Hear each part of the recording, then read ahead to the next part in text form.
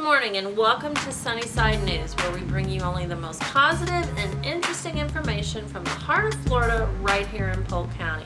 Today is Friday, August 21st, 2015, and I would like to welcome all of you to today's program. I want to start with the first good news piece of information that I found this week. It happened in Phoenix, Arizona, and it seems that back in 2013, the city of Phoenix passed an ordinance that required pet shops to only sell animals that they had acquired from animal shelters or rescue organizations. And according to the Humane Society of the United States, there are actually 58 other cities and counties across the United States that have a similar ordinance, and I did not know this. Well, this particular ordinance in Phoenix was recently challenged as being unconstitutional because it blocked the interstate commerce of buying animals. Well, Judge David Campbell ruled that animal breeders can still sell to private buyers, therefore the ordinance is not unconstitutional. He stated that it was the court's job not to judge the wisdom and fairness of the law, but just to determine whether it was constitutional. So hats off to you, Judge Campbell. The next story that I would like to bring to you this morning is about Eddy Shah. He actually served in World War II in the Army, and he had to use anti-tank missiles to fight off German tank battalions. Well, Eddy Shah is now 96 years old.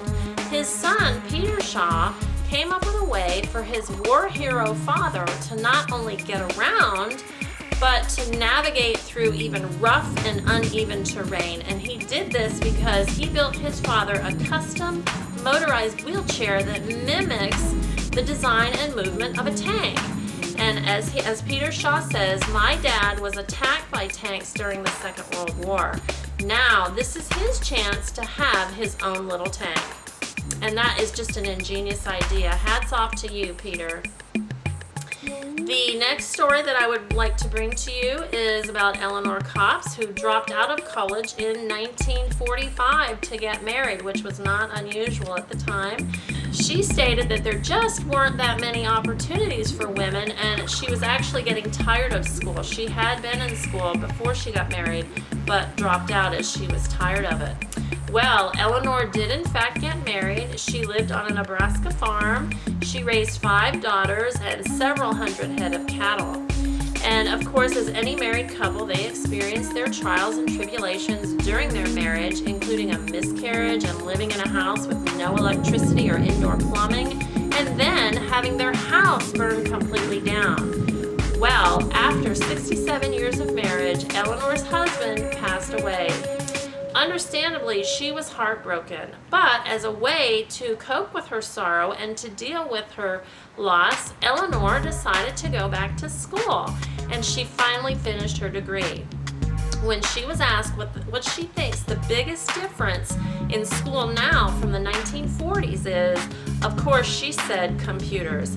Computers make it so much easier, she said. The fourth story that I would like to bring to you this morning is about Friends on the Street. It's an organization actually located in Moscow, Russia, and what they have done, they have set up movie night for the city's homeless population. So in addition to providing a relaxation and entertainment for the attendees, it is hoped that this gesture will also bring awareness. More than anything, we have a dream to change the attitude toward homeless people, said Natalia Markova, who is a volunteer with the group. The films are shown twice a month with tea and snacks provided, and hopefully, in addition to the movies, Friends of the Street are organizing sporting events and a beauty salon for the city's less fortunate.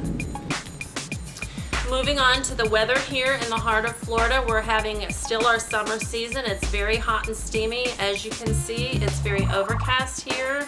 And today there is a 60% chance of rain with a high of 93 and a low of 74.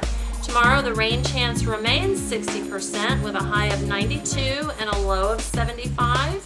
And on Sunday, we are still holding at 60% chance of rain with a high of 92 and a low of 74. So as you can see, we're having pretty much a solid and consistent weather over this weekend. And with the drawings that the children from here at Nature's Place have provided, they are very, very hopeful in that the rain will subside a little bit and we will have a little bit more of sunshine. The picture I would like to share with you today is quite an interesting picture, and I want you to take a very careful look at it. On Monday, this coming Monday, which is August 24th, here in Polk County, the public schools are open. The children go back to school this Monday. And so I would like to show you this mystery picture. Now, this is a common school item that probably most children have, just to give you a little hint as to what it is. And what I would like for you to do, if you think you can identify what these items are, then go ahead and look for the answer, which will be posted Monday on our Facebook page. So there's a challenge for you. Moving on to the events happening this weekend, I would like to tell you tomorrow, August 22nd, there is a Family Fun Day. This is going to be held at the Polk County History Center.